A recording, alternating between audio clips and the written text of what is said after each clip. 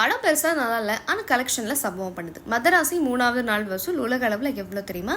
Sivakarthikeyan, Rukmini Vasanth, Biju Menon, Vidyut Jammwal, dancing rose ஷபீர்னு பலருமே முக்கியமான ரோல்ல நடிச்சிருக்க படம் தான் மதராசி. இந்த படத்தை AR முருகதாஸ் தான் டைரக்ட் பண்ணியிருந்தாரு.